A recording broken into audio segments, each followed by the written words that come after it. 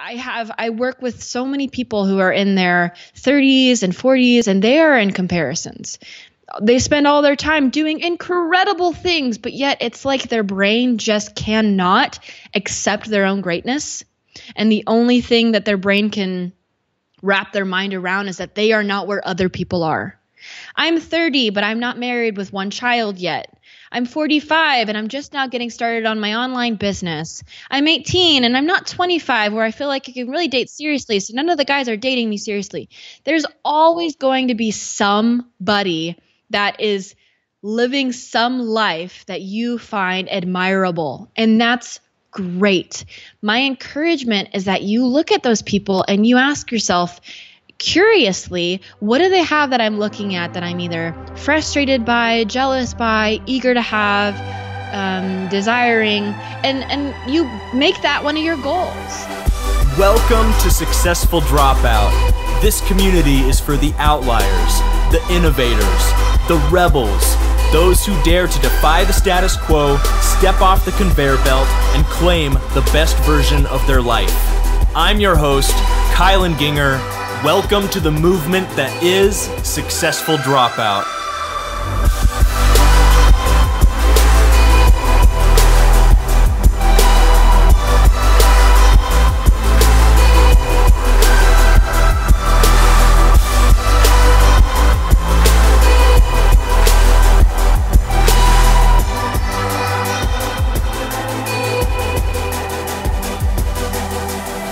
What is up, Successful Dropouts? I'm stoked because today on the show we have Maddie Moon. I know, she has a really awesome name. We got connected by a mutual acquaintance, Stephen Ullman. He was actually on the show a little while back. And we just had a great discussion. I think you guys will really enjoy it. I'm really stoked to get it started here. Maddie is an author. She's a podcast host, a retreat leader, a transformational life coach. She is a guiding force for women and men who want to stop overthinking their lives away and live with more trust, intuition, and flow. She has an incredible journey herself that we'll get into. And we talk about a lot of stuff. We really go into a lot of different topics.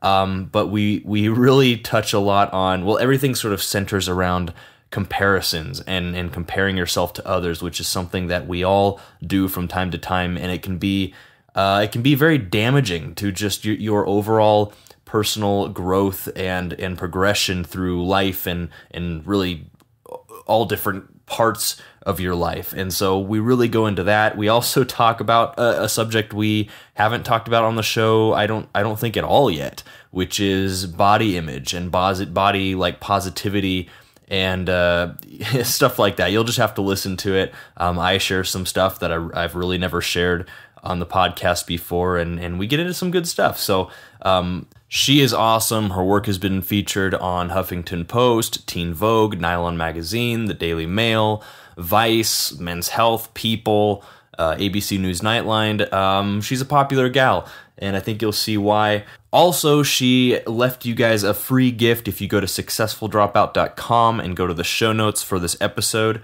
You can get access to that. So, but having said all that, let's get to the show.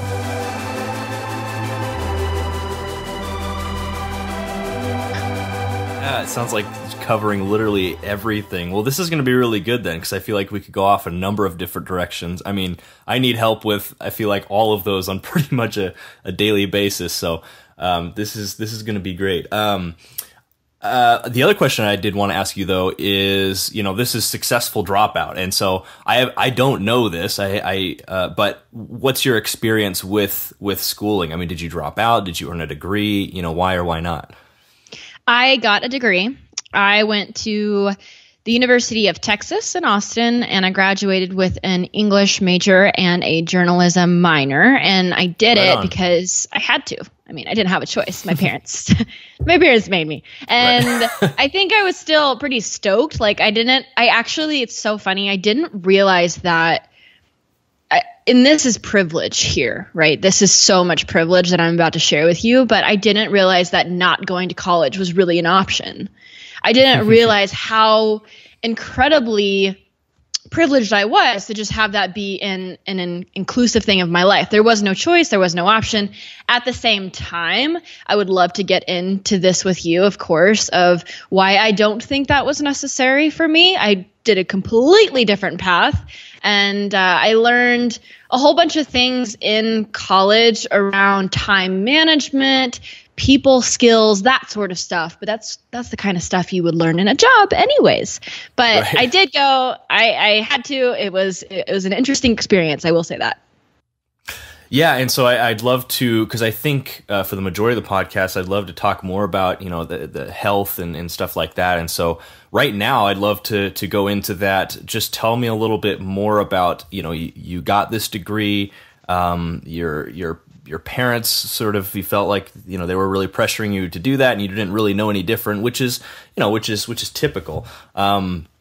I know that was the way it was for me, at least starting out for my first few months of college before I decided to just, screw it, I'm going to drop out because I don't feel like this is the right thing for me. My wife, when we were younger, first couple of years of marriage, we were a lot more naive. We thought, well, I don't have a degree. At least one of us should probably have a degree, right? And so she went to school and she earned her degree in health and wellness. And we're still paying off that debt. And people listening know this story. We're still paying off that debt from this piece of paper she earned. But she's, together we've built with our business partners a juice bar and a hot yoga studio, and we're growing and expanding that this year. And she does her own, health coaching, has private clients, does private retreats, all this stuff. And she hasn't used her degree or really she hasn't used her degree once, or even she hasn't even used it really to, give her any more credentialing to get these clients or anything. It's all based on the results she's gotten and she's gotten for other clients, and then, word of mouth and stuff. And so, that's really close to home, this whole, building a career out of health, with or without a degree. It's something we've been through. And so now I'd love to hear your thoughts, after you got the degree, and you started working on this stuff. I guess tell me a little bit about your journey after college and maybe how that shaped retrospectively, how you viewed your education. Well, God bless my father, because he really, really, really thought that this degree from UT, a really great school, would open up so many doors for me. And he had been planning that since I was a child, putting away this college savings for me. What a guy. For that, what a guy. As I get older, the more and more I am appreciative for him and how much he cared about me and my sister and our future. I'm very, very, very grateful for that. And I hope he sees that it didn't go to waste, because I have a six-figure business that I have built. Nothing that I have, I won't say nothing, but everything that I have learned, all of the tools that I have developed have come from people I have met, books I have read, courses and training I've taken outside of college, and the jobs that I had leading up to me taking the leap to quit my 9-to-5. Those jobs taught me how to make videos or how to put together MP3s, which eventually led to my podcast, but I didn't learn any of that in college. I got an English degree because I love to write. Of course, I didn't really realize this, but an English degree from UT, what that really means is you're going to be reading a lot and talking about other authors and what they meant by their poetry and this and that. And it wasn't really aligned with what I wanted to do. I wanted to write articles and fiction and poetry and get really great at writing, and it really was centered around reading, which they go hand in hand, but it's different whenever you have 5 book assignments every single night to read and to wonder, what did this author mean when he said this, versus go and write yourself a story and we'll talk about it in the morning. That's what I really craved and wanted. That's not what I was given. So after I graduated with this bachelor's degree, the very week I graduated, I said, all right, okay, what am I going to do? I want to build my business. Literally the same week. There wasn't even a question of going out and getting a job. Everyone else was on Facebook. Yes, I got this job. And I was like, all right, how am I going to make a business out of being a fitness and diet coach, which is where I'm curious, and not to stop you right there, we'll continue. But, why did you have that mentality? Were your parents, did they have a business, or were they entrepreneurs? Was it kind of in the family, or what? I'd say yes and no. My mom, no, she stayed at home with me and my sister. My dad does have his own business, but he never ever shined a light on it with us. He never encouraged us to have our own business. That's like the last thing he wanted. He did not want that because it doesn't come with security or stability. And every time I would tell him of this job idea that I would have, he'd be like, okay, well, who's going to hire you for that? I'm like, no, Dad, I'm going to go out and create it. And he's like, that's not realistic. You can't do that.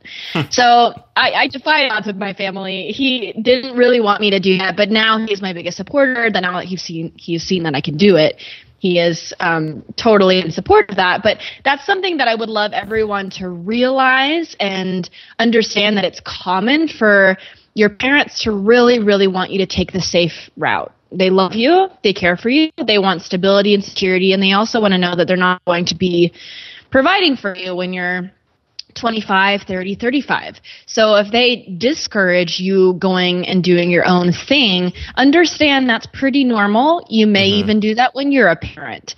But if you're set on what you want to create and you feel certain that it's worth the risk to at least try, and you would rather try and fail than not try at all, and go get a stable job in 9 to 5 or go get a degree, and you'd rather just right out of the gate go for this, I would say to protect that dream and maybe not consider sharing it so much with those people that discourage you. If you know they're going to discourage you from it, go find a mentor or a best friend, or reach out to you, reach out to me, reach out to people who have done it before to get some encouragement, because a little encouragement can go a really long way.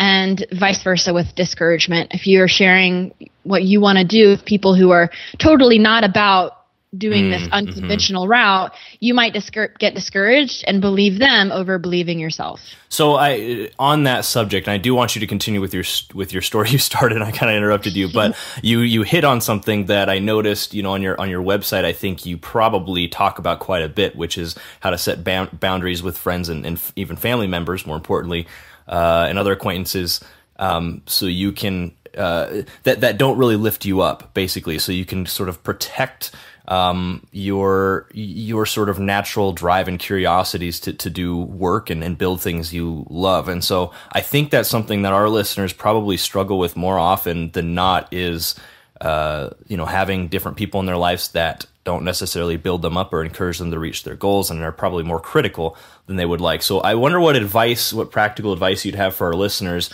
who let's say that they have family members that they live with or see on a regular basis who really just sort of tear them down. Like, what do you tell somebody like that? Because I feel like it might be too harsh to just say you can't just cut them out of your life, especially, for instance, if they're your parents. But, what are some of the ways of dealing with that? Oh boy, that's hard. That is a very hard scenario, because if you live with them and you don't see any other choices, what it's really going to come down to is communication. And that's a really phenomenal skill you want to learn as young as you can, is how to communicate authentically. Because if you are not using your voice, what generally happens on accident, people don't really mean to do this, but you might use methods of being passive aggressive or manipulation to get people to be kind to you. If you fear that, or if you're around energy and people who are putting you down, and you don't know how to come to them and say, hey, this is how this makes me feel. I love you, but I also would love if we could come to an agreement where we don't talk about these things, we don't discourage each other. Like, that's beautiful. That's my goal, is for you to be able to approach whoever is doing this and say, hey, can we sit down and talk for a bit? And then use the word I, not you. I feel that this has been really challenging for me to go after my dreams at the same time that you are discouraging them. Now, I know that you don't mean that maliciously, but I would really appreciate if we left my career pursuits off the table in conversation. I know you love me, but this is how I feel. How do you feel? Like, that is honest communication. If you don't know how to do that, or you're too afraid to do that, you may be passive aggressive, and that may lead to fights, because you're hoping that they read your mind. You're hoping that they understand, hey, this hurts me. It doesn't feel good. So you might come out as passive aggressive, and of course the other person doesn't know that's happening within your mind. Right. So then they get passive aggressive back, and it's just this toxic household. So the first step is communication. and setting those clear boundaries and trying to create an agreement. You and the other person, the other few people, you'll come to an agreement. It's not setting up what am I looking for? Not a boundary, but a barricade, or you're not trying to set up a gate so that no one can come into your life. What you want to do is create an agreement with them so they feel included. Let's agree not to talk about my right. business pursuits or this or that, because I want to keep the family life feeling like a safe container where it's a place where I'm happy and you're happy and we're all getting along. Yeah, that's perfect. And I know another strategy we've talked about on the show too is, for instance, with your parents, if they're not agreeing with, say, a direction you're heading in life for the moment, you mentioned coming to an agreement. One way might be to do some sort of compromise where you say, hey, mom, dad, you sit them down. These are my goals. This is what I'm going to try to pursue for X amount of time. Could be 6 months, could be a year. After that, we're going to reevaluate. And at that point, maybe you have some more freedom to speak into my life. Maybe I'll go back to school, creating some sort of compromise like that, where for a specific amount of time they agree like, hey, we'll let you do your own thing. Because I think any parent that's worth their salt, if you really are honestly communicating with them, like Maddie's saying, they can understand to like give you a little bit of space for maybe a certain amount of time. Like you have to explore, you have to find yourself. And so that could be, but what you'd mentioned too is that skill of communication, that, that soft skill. You view this as an opportunity, guys, too, to be able to work on that, to, this authentic communication, reaching an agreement, sort of a win-win situation. This is an opportunity to work on a soft skill that will serve you in building a career, will serve you for the rest of your life. That's a kind of skill that employers are looking for over even many hard skills. Can I add one more thing here? Oh, Just to recognize this. I know that not everyone's. So I'm thinking about my own past and my experience, and if I'm being completely honest with you, I don't know how that conversation would go with my own parents, because my own parents didn't really view me as an individual. And it makes me sad to say this, but whenever I was around 16, 17, 18, they viewed me still kind of as property, if I'm being honest. Right. I was their thing, their person, and any choices or any decisions or anything I went after, it first needed to be 110% their goal, their mission. So if you are around that age and your parents do not respect you and your choices, what do you have to say about that? What would you say if parents don't necessarily respect you choosing any other path than the one that they've laid out for you because you're like theirs? Ooh, that's a fantastic question. Personally, my parents are the kind where, yes, like they were very concerned, back then, and wanted the best outcomes for me. But when I was able to sit down with them and talk honestly, and of course we went through a lot of the passive aggressive phases and stuff, they were always able to sort of, understand and support. But I guess for somebody in that situation where that's not the case, if I'm being quite honest, I don't know if there's necessarily a happy, I think there could be a happy ending, but I don't know if there's necessarily a happy beginning, to that scenario. It might be a scenario where, I can tell you what is the most important is that you stay true to yourself as an individual, and where you feel like you need to go. You need to have that integrity with yourself and keep that intact and in check. And so, as much as you probably would love your parents, and as much as you should still respect them, but in the most respectful way you possibly can, it might be a scenario where you have to say, I'm just going to do it anyways. And we have people like that in the group. I know a few of them very, personally, and they've told me stories of, parents have withdrawn all kinds of support as a result of a decision like this. For instance, financial support or the ability to live at home with them, stuff like that. And it hurts, and it can be a tough point in the relationship, I know, but I've got to believe that if they really do love you, that if eventually, if you can say respectfully, I'm going to do this anyways, and they might withdraw support and stuff, but if you're still being open and honest with them, they might be closed off to you, but if you're still being open and honest with them, reaching out, making an effort as you're doing your own thing, making it clear that with your communications and everything you do, that you still respect them, you love them, you're extremely grateful for all they've done for you, but now you have to be true to yourself, and then go kick ass go get some results. I would hope that your parents would be the kind of people that would eventually be like, you were right and we're sorry, and there can be sort of a time of healing from that past. But like I said, and so it might be a happy ending, but like I said, might not be so much of a great beginning, like when you have to just say, well, I'm gonna go do this anyways, with or without your blessing. I respect you, I love you, all that stuff, but yeah, I'm glad that that's really good advice. I'm glad that you said that, because it's not always going to be like this perfect communication. So right. I felt that was good that we went there. And another thing, bringing in what you were saying earlier, is compromise. So if y'all can compromise on something and getting financial support until a certain time, like say you want to complete high school, make an agreement to complete high school. And then after that, like you go travel, you go do something that's exciting and fulfilling to you, but kick ass in high school and graduate a year early. That's what I did. I was so ready to get out of there. I shoved all my credits in and I graduated a year early because I was in a similar spot where I was really ready to move on. Didn't want to be home anymore. And that just kind of seemed natural. And it's not as hard as it sounds to graduate a year early. You just have to do some summer school and then you're done. Yeah, exactly. I mean, just go. The biggest thing I think your parents are looking for is they want results in your life. Like they want you to be happy. I mean, if they really do love and care about you, they want you to be happy. They want you to be secure and successful. And so if you can, use that as some motivation to just go get some results as soon as possible. I know with my parents, they were probably a little bit disappointed when I just dropped out for no reason and I had no idea what I wanted to do. But the next job I got was a pretty good one that I got. And after that, they were like, all right, he's probably going to be okay. And of course now everything is good. But again, it's another opportunity to learn these soft skills, like again, communication, but what you were kind of just talking about is like, it's like negotiation. I mean, your whole life, you're going to be trying to do things and people are going to, and different barriers and obstacles that don't have anything to do with people are going to be standing in your way. And there's a million and one ways to navigate around, up, over, under,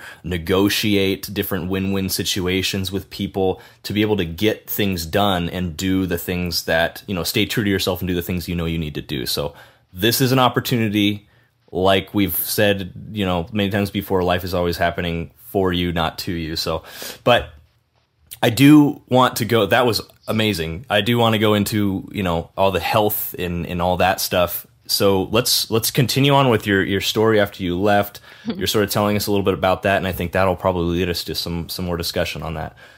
Okay, awesome. So right after college is where we left off, and I decided that I wanted to be my own boss. I wanted to create a fitness business. I set out to find a mentor. I found a mentor like the week that I graduated college, and he kind of took me under his wing. And how did you go about doing that really quick? Were you just kind of reaching out to different people? Reached out to him on Facebook, say, hey, I love what you're doing. Will you grab a cup of coffee with me? And he did. And then he said he loved what I was doing. And he said he'll work alongside me to help me get my business started. It was really awesome. Organic. Like what you just said, the universe is trying to work with you, alongside you, for you. And right. if you're in integrity with what you want and you put it out there into the world, I kid you not, you will be pleasantly surprised with how you are met with what you were looking for. For real. That's a fact. Yeah. For real.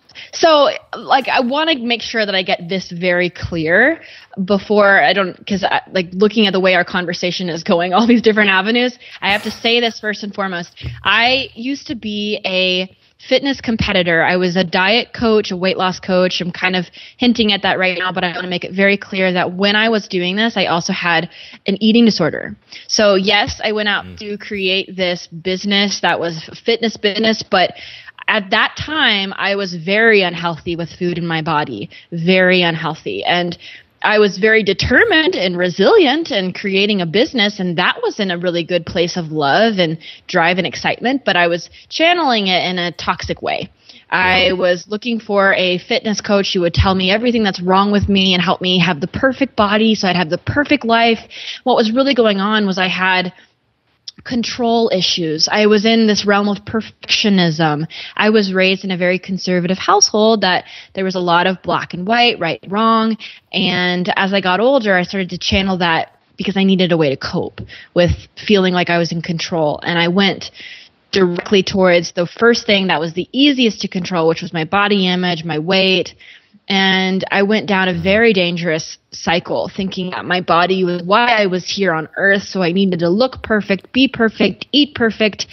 And I wanted the whole world to see how perfect I was. So I envisioned being a famous fitness competitor and helping people get thin. But I'm telling you, it was unhealthy. It was so unhealthy, so rigid. And so we're talking about two different things here. I'm hinting at the body image because I want to make sure everyone understands that you are not here on this earth to have the perfect body, and you are here to create something magical and wonderful. So as time went on, I got myself out of that place of rigidity and perfectionism, started to heal my heart. Now, the desire to have my own business never left. During that time of healing, I found a couple 9-to-5s to have something in place to make money while I worked on myself, because if you want to have a thriving business, you have to have a thriving person behind it. That's true. And worked on my self-love so that I could love my business. And after about a year, it was a very short period of time that I had a 9-to-5. About a year, I got a job that I knew helped me with my own business when I was ready to jump back into it. So I started working in social media. I worked at a holistic nutrition school so I could get some insight on true holistic health and loving your body and eating for love and for fuel, and at the same time working on social media and marketing and making videos. So if you're going to get a 9-to-5, some sort of job, find something that really is going to come into your favor if you want to also create a business. Marketing, the online world, being around people, being with computers. And then to wrap this up, because I know we'll probably go into another avenue, but I quickly found my voice. After about a year of doing this, I found my voice. I found a lot of healing, and then I was ready to start spreading the message of body positivity, because I had gone through 7 years of eating disorders secretly, of being a fitness competitor that looked fit and healthy but was really suffering. And I was ready to come out of the closet, so to say, with that story, and that's what led me to create my podcast and my business and my coaching practice, is that place of deep vulnerability, the pain, the truth. And out of all of that, my story, the hardships I went through, a business was born. And I'm so grateful for all of those experiences. So, I do want to go into some other avenues. Like one thing you just mentioned is this vulnerability and stuff. A lot of people think as you're building a business that that's probably one of the last things that you should do, or at least I feel like people sort of innately think that you're building a business, you're putting on this sort of brand and this outward facing face and brand to the general public of you're just this great business, or if you're the face of the business, you're this very successful individual. That's sort of the last thing people think about, is being really actual vulnerable and authentic. I guess, how was that something you did right off the bat? Like, was that really tough to do, and what kind of growth in your business did you really see from coming at it from that place of vulnerability? Like, I want to touch on that just a little bit, because I know a lot of people listening are either they have some sort of side hustle, they're building a business, or they have some outward facing like blog or podcast maybe even. For me personally, it was not hard. I have been an open book since I was a child. I am such an open book. I love to share my story. I love to share my hardships. I think what also helped me was when I first started my podcast over 4 years ago, since I had this 9-to-5, that's just what I'm going to call it. Since I had this job that was steady, I wasn't creating my podcast from the start with the intention to make another business. I had done the fitness and weight loss business, was taking a break. I didn't have a white knuckled grasp on needing to do it again. I didn't know what was in store for me. All I knew is that I wanted to check out this thing that was coming about called podcasts. There weren't a whole lot. And actually at the time, I think there was only a very, very small handful of solo female podcasters in health. There was a lot of duo female podcasters in health, but primarily it was males. And I remember thinking, this sounds cool. I want to have my own podcast because I'm a Leo and I like to be the center of attention, and that was totally just fit in for me, the performer.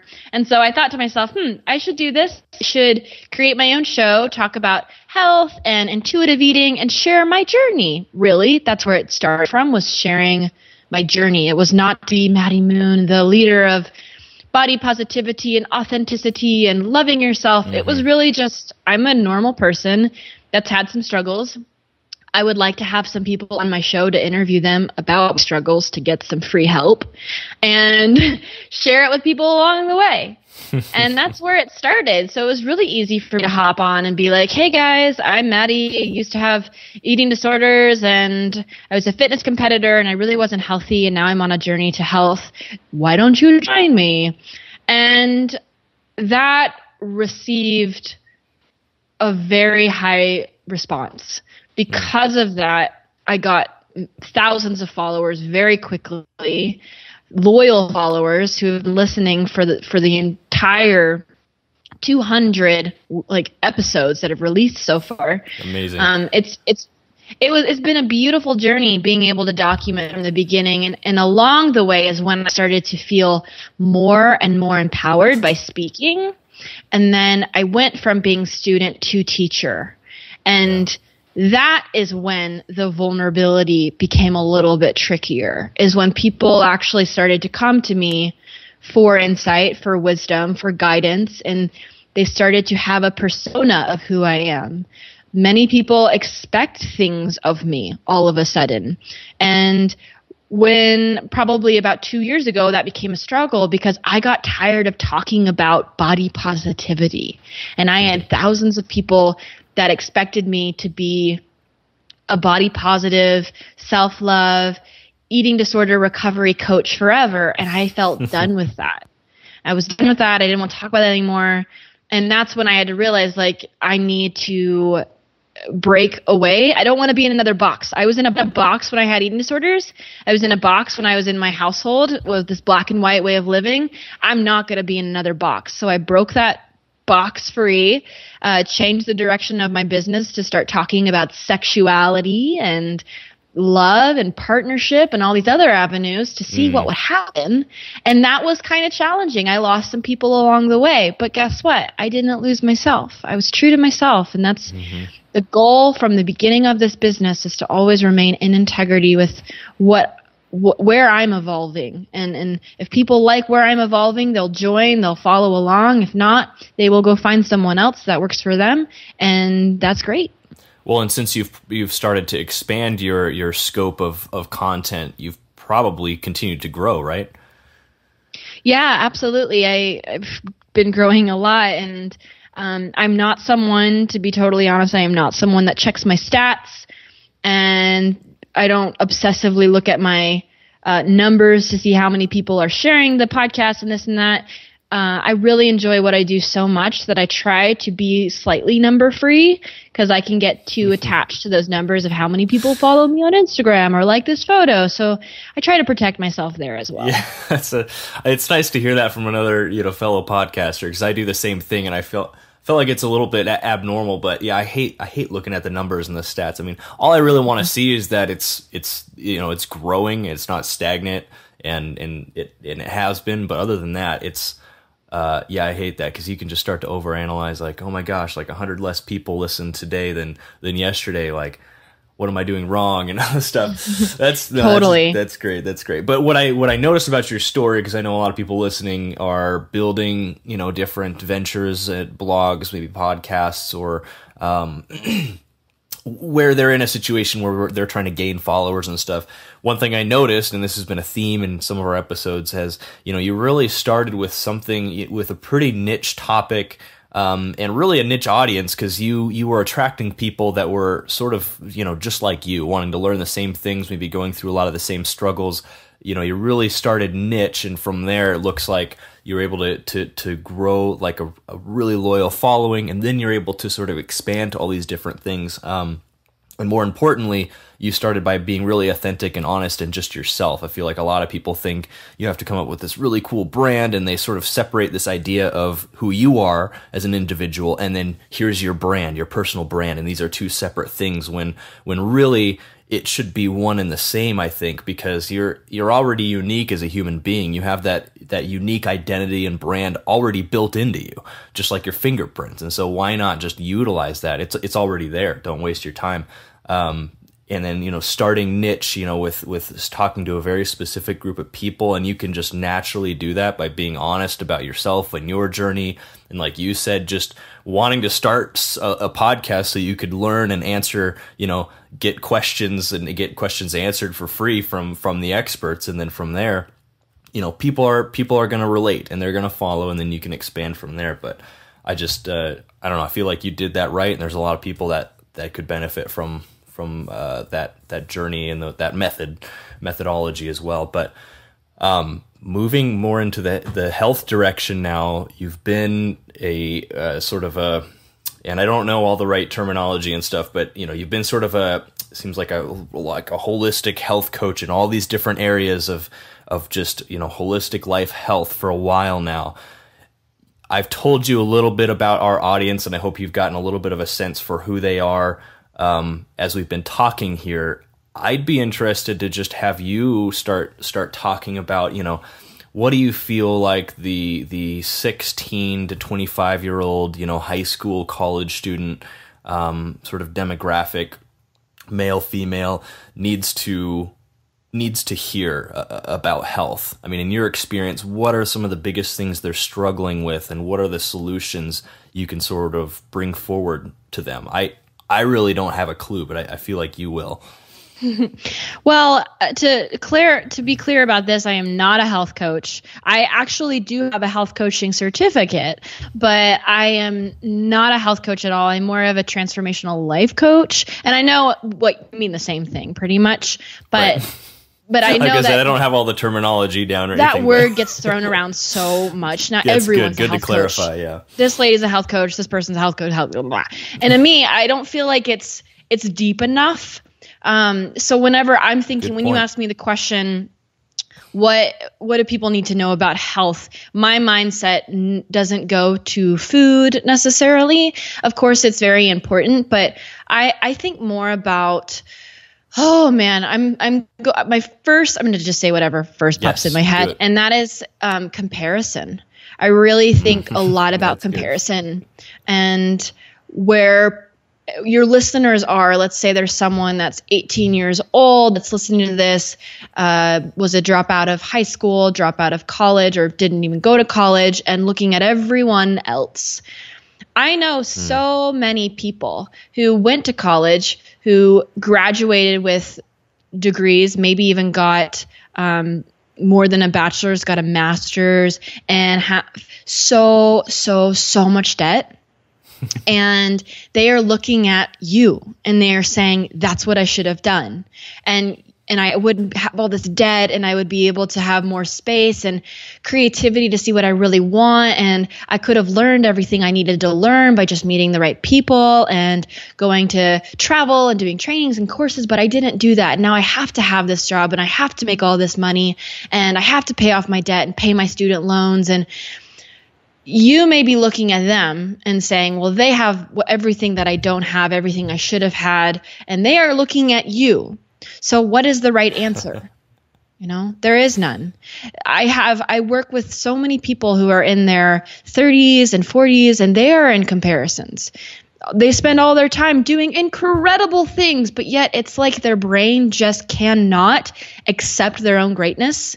And the only thing that their brain can wrap their mind around is that they are not where other people are.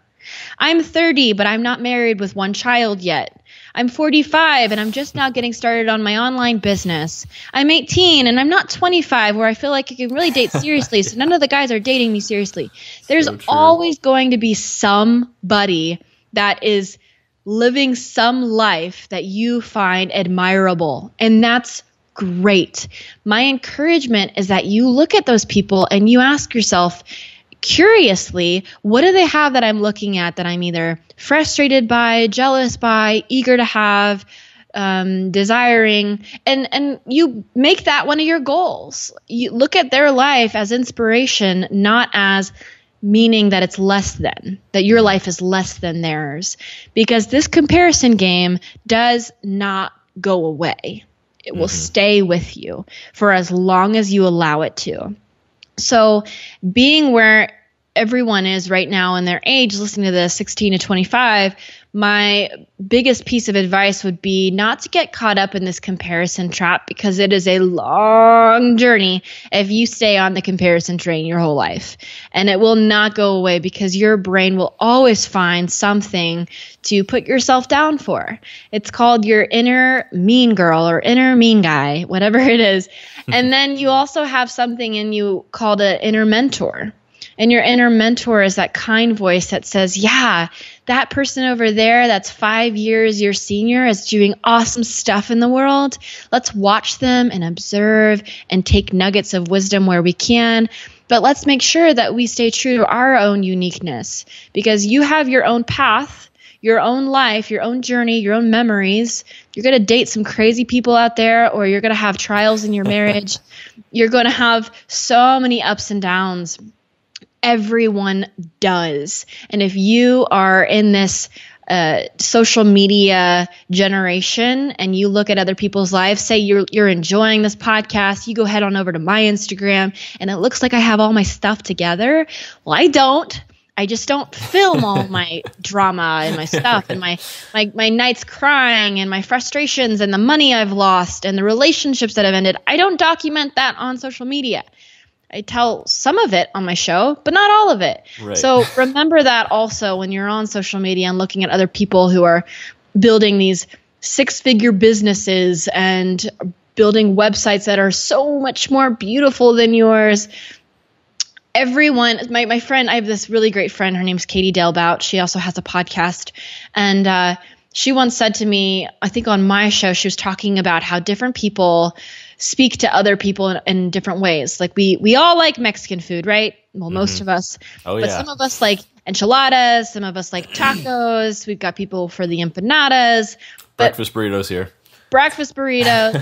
When you look at it, maybe not breakfast burritos, but when you look at it, most everything is the same ingredients, like meat, rice, beans, tortillas. For you, there'd probably be some eggs in there and some bell peppers. That's right. But they're delivered to us in different ways. So if you are building your own business and you fear that it doesn't look like this other person's business, you are building it in your own unique way. Someone wants that empanada, while someone else might want it delivered a different way with a different host or personality or business owner. But you are providing something special that's going to speak to one person, 100 people, 100,000 people. And the more and more truthful you are to yourself, your quirks, your weird obsessions, the more you include all of you into your business, the stronger of a brand it's going to be. All that was so good, especially the Mexican food analogy, because I love Mexican food. That's fantastic, though, and this is a journey I can definitely relate to. It's only been in the last couple of years that and I'm 28, that I've been able to. I feel like I've gotten a lot more free from this comparison mindset, because there's a lot of successful people in my family, and I purposely hang out with people that are right either where I am or quite a bit ahead of me, and that can have its benefits, as well as, the downside is sometimes you find yourself comparing to them. And so, there's some very specific friends in my life and, family members that even just a couple of years ago, I was constantly comparing myself to, and they're a little older and further along, but I'd look at, where were they when they were my age, and why am I not there yet? And, here's what they did when they were my age, and I need to make sure and do the same thing. And, it's really depressing. And it really, I don't know, the way I had to deal with it, and it was very logically. I have to deal with this very logically. It's just the way my brain works. So maybe somebody listening can relate. But I had to think. So here I am sitting. I'm comparing myself to this person. What that comparing does is, the immediate effect is it sort of paralyzes me. It paralyzes my thoughts and my actions. I just sit there, basically stewing in like, this jealousy and sort of, just envying what they have and wondering why I don't, and overanalyzing, myself and everything. And I have to just take a step back and look at it from kind of just a broader perspective and think like, look, me sitting here comparing, like, I want to be successful. I want to be where they are. That's a fact. Me sitting here comparing myself to them, it's only going to do one of two things. It's going to cause me to either stay stagnant and just like stay still. I'm just paralyzed by envy, and I'm frustrated and depressed, so I'm not going to continue to take steps forward. So that's no good. That's not getting me where I want to go.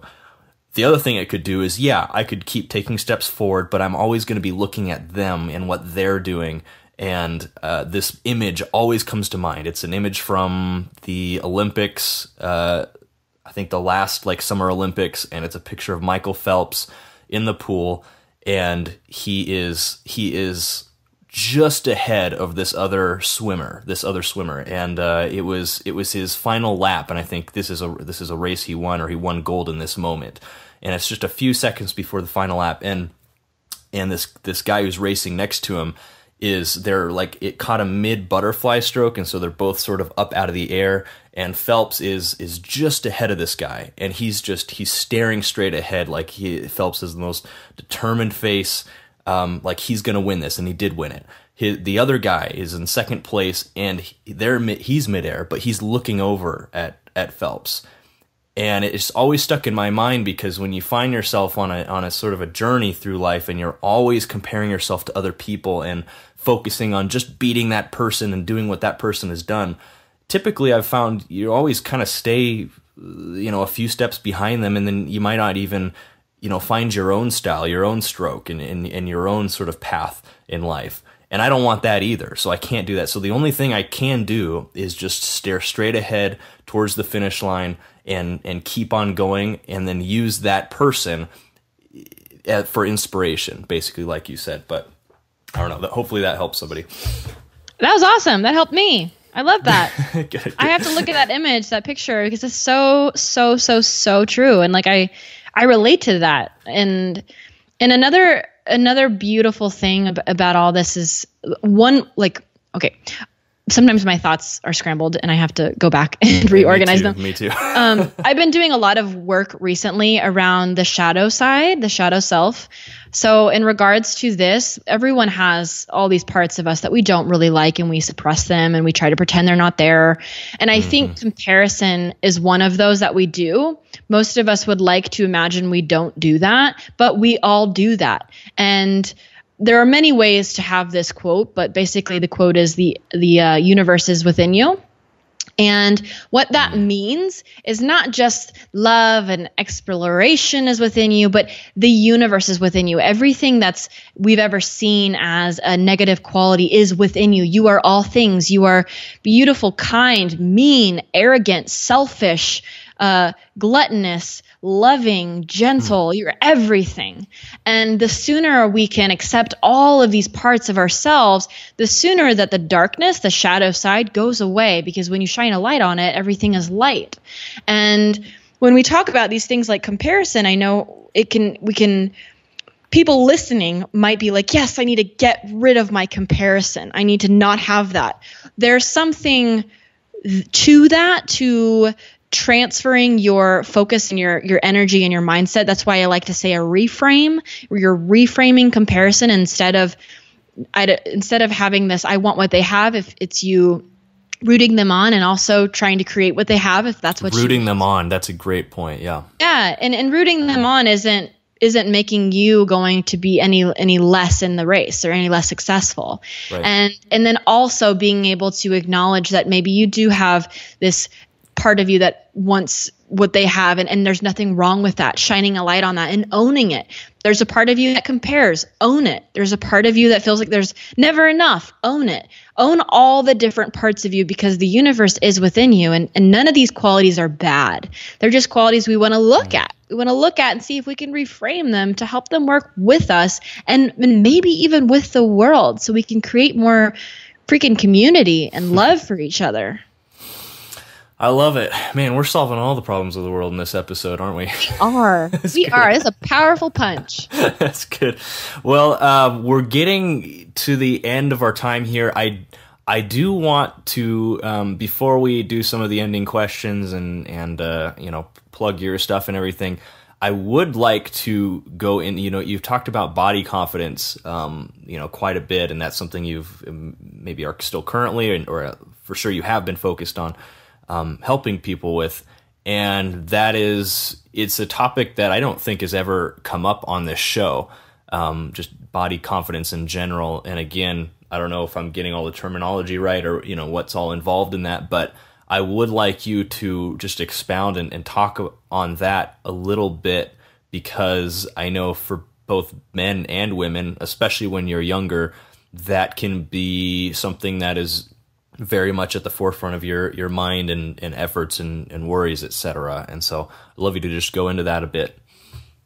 Yeah. So I certainly found myself obsessed, I'll use that word, with my body and with my weight growing up, because that was the easiest way for me to feel like I was in control. And the more that I have shared this message, the more that I realize everyone to some degree has this. I'm sure in some way you've had some body image thoughts. Your wife probably has. Your wife's studio the co-owner probably has. Like, it's everywhere, because we are seeing thousands and thousands of advertisements every single day. And typically the bodies we see in those advertisements are the exact same. Tall, lean, fit, no cellulite, this or that. And when you see this many advertisements every single day for 16, 20, 30 years, you begin to think there is something wrong with your body and your, quote, imperfections. And with social media, it's even more common to hop online, to be having a fairly good day, and then to feel like something in your life is a little bit out of control. And then you hop on social media and you have this instant reason to feel like you can gain some control back in your life if you just look like this one person. It's very interesting. There's a lot of psychology into this, but if you are on social media all day long following fitness competitors and healthy eating accounts, you may begin to think that your own body is unnatural and you need to work on it to be beautiful and loved and worthy, and all these underlying things, all these underlying feelings that you desire to have in your life. But I can promise you right now that no body is worth it if it holds you prisoner to your truth. And if you are chained to a meal plan and to this body perfection that you want, you are not going to be able to build a business. You are not going to be able to have the time and space and room to create passions and friendships and live your life with intuition. You're going to be constantly looking out for your weight and obsessing over it and isolating yourself from friends and family out of fear that there will be food around. And that is just no way to live your life. So this is a big topic, and I just want to encourage everyone to live their life as a whole with as much intuition as possible. Eating intuitively what sounds good, what feels good in your body, learning your body. So if your body doesn't like certain foods, don't have to eat those.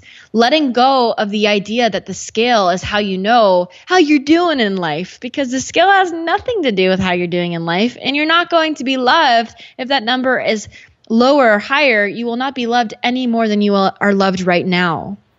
I'm trying to pack in as much as I can in a short amount of time of little wisdom here, but I do have a book on this if anyone is interested in reading more. It's called Confessions of a Fitness Model, and it goes into my own personal journey more about going down the bodybuilding path, finding intuitive eating, eventually finding body freedom, loving my body and being able to gain weight and to be healthy and to feel good in my skin and find movement that feels good, not going to the gym because I have to, but going to play and to climb and to do things that feel expressive and lovely in this body that I'm in.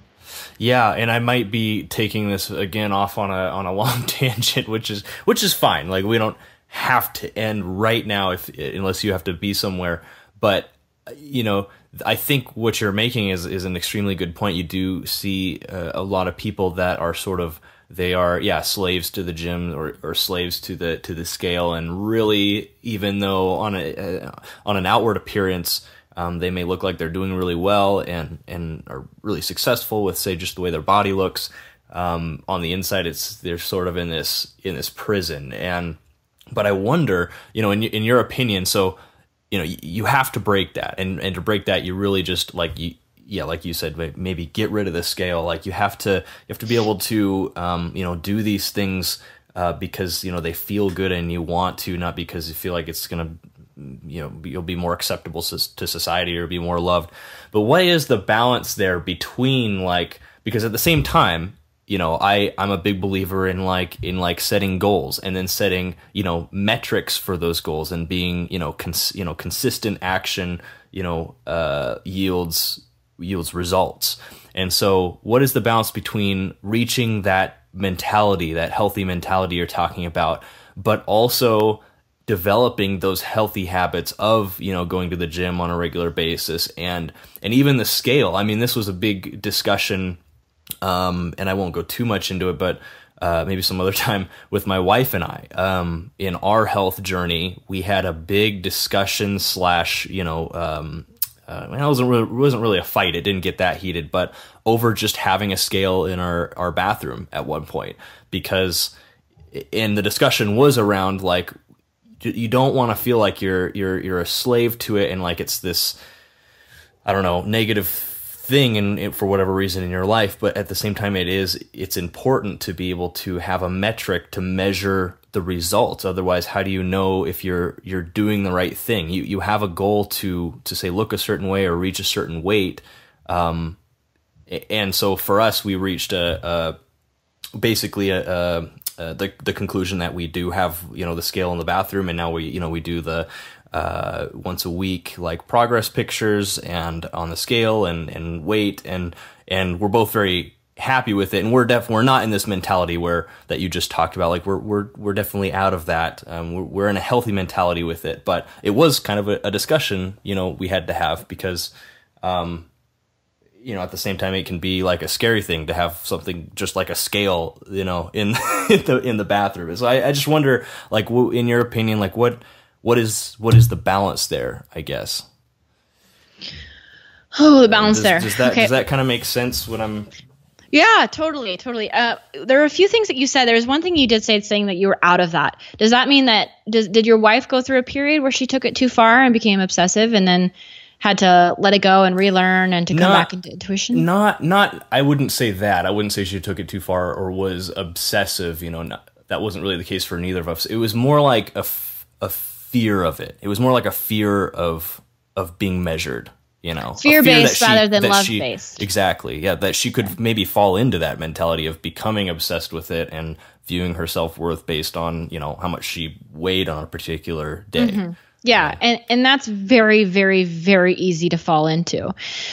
Our entire world, like the media, it's feeding on our insecurities. It's creating them. It's creating insecurities. So you guys, I won't call you unicorns, but I'll say that the fact that you've been able to have a scale, not take it too far, love your bodies, eat well, feel good, do all of this stuff while still having a relaxed mindset, I'm assuming, and be able to enjoy yourself and go out to eat and skip the gym. That's kind of a unicorn mentality. I will say I'm there as well. I'm only there, though, because I've gone through being as lean and thin and tiny and frail and weak and lonely and depressed as I was. If I didn't have that experience, I wouldn't be where I am now, where I feel empowered to say I choose not to do that. I remember before I went through all that, it was being thin and losing all this weight was this idol to me. Like, if only I could reach this. And that's why it was so seductive. I didn't know how to achieve it. I didn't have it. And now, once that I've had it, I know how terribly miserable it is whenever that's not where my body actually wants to be at. Each body has something called a weight set point, or point. Yeah. Set point weight. It's those three words in some order. We all have that. And it's the weight that your body fights to be at. It's your natural weight. It's your happy weight. It's where you can eat healthy. You can go out for sushi. You can, if you are an adult, you can have a glass of wine. It's that weight where your body will always try to find its way back there. And you can stay under it if you work out really hard and you're really on top of that and you're watching your calories and all that stuff. And you can go over that if you're eating out every single meal and you're not working out at all and you're not moving your body. But your body is still trying to get to this weight. It wants to be there for you. So there was another thing that you had said, saying when you're using your metrics and you're measuring by how you look or if you reach a certain weight. And so that's where I want to encourage people to get rid of those metrics and use the metric of how do I feel. And I know that's probably spot on to where you are at. But y'all have also learned how to be able to look at how you look and use that as a metric with having a balanced mindset. But that is fairly unicorny because for a lot of people, that number can be very controlling. If you have an obsessive personality, I do. Even if I go to the doctor, I will turn around and I won't look at my weight. Because if it's lower than it was last time, I'll be happy, and that's not good. Because I don't want my happiness to be based on if I'm weighing less. And if it's more, I will be mad. And I will not like that either, because I don't want to be mad because of how gravity is pulling me down. I don't want any of those numbers. So I use how I look. Do I like the way, I use how I feel. Do I like the way I feel? Do I feel energized and light in my body? Is acro yoga my favorite thing on the planet? Is it going well because I'm feeling flexible and I'm moving? Am I awake and nourished? Do I have enough food in me? Do I feel that will help sustain all the activity I have going on today? I really used my feeling as a measurement, and I don't think you can really go wrong when you're tapping into your body, because not only will it help you stay at this weight that feels good if you're really tapping into how you feel. Do you feel energized and motivated and awake and happy? But it will also teach you more about your body. When I got rid of numbers and I got rid of birth control and I really had to lean into my body to see, okay, I'm feeling tired. Where am I in regards, this is totally a tangent, but where am I in regards to my cycle? Where am I in regards to the moon, where the moon is in the sky? And where am I in the season? Is it winter? Is it summer? Like, these are all different ways you can see and tap into your body and see how you're feeling. So yes, there is a balance you can create between eating healthy, moving your body, resting, sleeping and feeling good, and going out and enjoying your life. I think education is one of them. Understanding what foods make you feel good, what foods have the most nutritional density in them. Understanding the logical side of, like, oh, apples have lots of nutrients. Fast food really doesn't. How do I feel today? What do I have going on? Am I going to be resting and I want to relax and indulge, or do I want to have a lot of energy and kick ass in the world? Apple, fries, what is it going to be? And taking responsibility for your choices. And I think your body knows better than any number will ever know. So if you feel like crap after eating fries, then maybe next time you'll know when to eat those. Maybe it's not in the morning when you have a full day. Or if you feel like crap after eating an apple, which I do because my body can't digest them, I learn even if an apple is healthy, I can't eat them. Right. So your body will give you these cues. And I think there might be a certain point where you can get on a scale and you can take progress photos, and that will feel neutral. It won't trigger a reaction in you. But if you feel a reaction getting triggered when you look at your progress photos and your day is ruined and you get on the scale and you're happy or you're upset, your motions are being steered by something that's external. That's not a healthy place to be. You want to be in charge of whether you're having a good day or a bad day to the best of your ability. And if you know that these numbers are really triggering for you, try, just test, just experiment what it's like to use how you feel as your measurement. So I think all that is fantastic. I mean, I think there's maybe a couple things to unpack here. Yeah, maybe our situation is a bit more of a unicorn. That I think could be argued a bit. I think we started the journey quite a while ago, and now we're reaching a point where, like yourself, we're able to be, in a situation that might look more like a unicorn than a lot of people. But it's like we talk about with education or building a career, finding the work you love on the show. There's no like one, there's no cookie cutter way to do it. There's no one size fits all. There's no one way to build a great career. And that's as evidenced by all the people we've had on the show who've built amazing careers in unconventional ways. And it's the opposite of what you sort of grow up being taught in formal education, that there's a process to everything. And there's sort of all these parameters and boxes and, step-by-step instructions for everything. That's generally not the way life is, and I think you could just apply that basically to your body and your health journey as well. So I think you're right. I think your primary focus should be learning to be very comfortable with your body, learning to be in tune with your body, and what is that weight set limit or whatever the words are that you sort of naturally fall into, and how can you sort of reach this place of harmony with your mind and body. And I think with my wife's and my journey, I think we reached that point. But a realization for me, just even with my health journey, was that I remember realizing that because of the genes that I have, I can only reach a certain size. And I'm a relatively I wouldn't call myself skinny, but I'm not big. I'm sort of tall and lanky, and I could work out hours every day, drink all the protein shakes I wanted. I'm only ever going to tip the scales at a certain weight.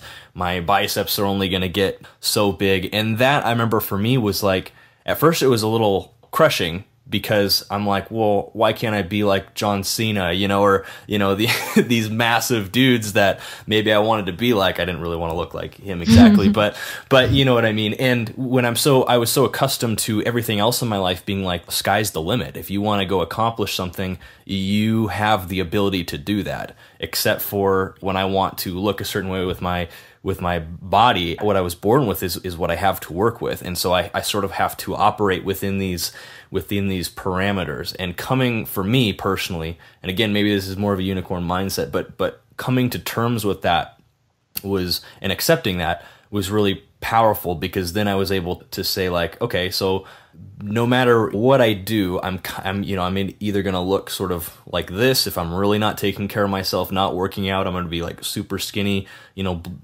just a slight gust of wind will blow me away. Or if I'm really working out and trying to go for bulk and all this stuff, I can get to this size and look pretty good, but it's not really possible for me to get beyond that. And coming to that realization was pretty helpful. I mean, it was very helpful for me. It was very refreshing. And at that point, that is when I was able to really start to then, put in place these metrics and stuff. I want to reach, I want to be 175 pounds with a certain body fat percentage by the end of 2018. I'm able to set these goals because I know that is possible for the way my body is. And now I'm able to sort of measure that and be at peace with that. But that takes time. It takes time to reach. It does, for sure. I think that's really great. I mean, I think there's something to what you're sharing right there, because if the sooner you can accept your body for how it naturally is and understand that, the better. My body, I don't have a waist. I'm very straight. I'm very, very, very straight. And kind of like a box, and when you look at all these models or most women, they have a waist. And that's been something super frustrating to me for a lot of my life of like, why don't I have a waist? I'm not hourglassy. I'm very straight, blah, blah, blah. I will never have a waist, and I'm totally fine with that now because I learned how to accept it. I know what my body looks like when it's on the leaner side, and I know what my body looks like when it's on the fuller side. I'm loved either way. It just depends on what I want. And I've been able to come to this realization of this is my body. I will never be taller. I will never be shorter. This is it. I can vary between this many pounds and this many, and all of them are good depending on different phases of my life. Like I've been able to get so in tune with this that for the past several months, I know I've been moving my body a ton, climbing a ton, doing a ton of acrobatics. I'm probably on the smaller side, and that's cool. But I'm about to go to like 3 different trips, and I'm going to be out of control with what I eat. I'll be doing more acrobatics the entire time, so I'll still be moving a lot. But I've surrendered control to what I'm going to be eating. I know I might gain weight. Like that's totally fine because life is really long. And if I want to set goals after those trips to get smaller, that's great. I know how to eat, and I know what I'll look like. Like I know what my body looks like at different stages in life, and I'm cool with it. I accept it, and I know that all of life is a continuing wave of ups and downs, emotionally, physically, spiritually, and physically speaking. There'll be times when I go up and times when I go down. If I ever get pregnant, I will go up. I get it. And it's a really great place to be at where you can look at this stuff and not have an emotional reaction where I'm like, oh my God, if I gain weight when I'm going to Israel, then I won't be loved. I won't be worthy. I'll be out of control. I'll be stressed. Instead, I'm like, my focus is going to be Israel. I'm going to be in Israel, and Israel is going to be in me, and we are going to be one. And that includes food and culture and all those wonderful things. And then when I come back, cool, we'll focus on that. We'll see where I'm at, what I want to do, and what goals I have. And there's no emotional triggering to any of that. And for me, it also helps that I don't have a scale to come back home to. I'll just look at my body, how it feels, how much energy I have, and that's how I'll be able to determine what foods I want to start eating and how I want to move my body from there. Yeah, that's perfect. I think it really goes back to what we were saying about everything we went on about with comparing yourself to others, or comparing yourself to basically what you're bombarded with from the media and everything that hits you on a day-to-day basis. And it is, you're right. It is important, and the methods you shared about maybe getting rid of the scale and stuff like that are great and really important, I think, for reaching this mentality like you just described, where you're sort of you don't equate your body image to how much you're loved, or how successful you are, how you're doing. And so breaking from that mentality, I think, is the first thing. But then it does require being really honest about your body and where you are, and where you are at your best and at your worst, and finding that balance. I mean, it's like for me, and I've never shared this on the podcast, but it's like things I notice about my body, like I have like skinny chicken legs. Like I could work out my calves to every day to no end, and my legs would basically stay the same size. It's just the way it is, and like my chest is a little more concave than than normal. And so like growing up, that was something like some of my peers, would make fun of. And it was like something I was very conscious about. And there's nothing I can do about it. Like there's different surgeries and stuff I've looked at, but it's like, even looking at those, it's like, that's just not healthy, that I would try to spend, that much money and time to fix something that I was naturally given. It's really not worth it. And so, what, say, exercises can I do, and what can I do to, to maximize, the way that looks, to make it look as best I can. But other than that, it's something that over the years I had to learn to accept. I know there's a lot of people out there that have all sorts of different things with their bodies, and that they may or may not really love. But I think it is coming to a place where you can't compare yourself to others. You're unique, and you've got to find a place. And it could suck really getting there. Like, again, sometimes, life isn't always, a bunch of roses. Like, sometimes it just sucks. It could suck getting to that place, but you have to get to that place of personal acceptance. and then being able to operate and work and measure and set goals and be okay with yourself within those parameters. It's a journey to get there, but that's the goal, and it's very freeing once you reach that. So yes. Anyways, we should probably think about being done here. But that's fantastic stuff. We've never talked about that on the show, and I hope that's helpful to people. Let's plug some of your stuff. Tell us where we can find you, how people can connect with you, more about your book, etc. Yes, you can connect with me at maddiemoon.com. Maddie is MADDY. Moon.com. I'm on Instagram, Madeline Moon, MADELYN. I've got Confessions of a Fitness Model up on my website in the books section, as well as a couple workbooks. I have one called Freeing Your Feminine Spirit. So if anyone is interested in femininity, it's funny, we didn't even talk about it, but talking about the divine feminine and the divine masculine are two of my biggest topics and subjects these days. So awesome. If anyone is interested in stepping into their softness, if you relate to the perfectionism piece that we talked about, Freeing Your Feminine Spirit is a 5-day journaling workbook that you can get on my site as well. My podcast is called Mind Body Musings, and we have so many incredible guests on there, as well as solo teachings by moi. And you can find that on Spotify, iTunes, or my website. And I think that's about it. Yeah, that feels good. Awesome. Well, Successful Dropouts, you are the average of the 5 people you hang around the most, and you've been hanging out with Madeline and Kylan, learning what it takes to drop out, grind, and succeed. For everything we talked about today, head over to successfuldropout.com and type Madeline into the search bar, and the show notes will pop right up with everything she just mentioned and everything we've talked about. And as always, stay hungry, stay foolish.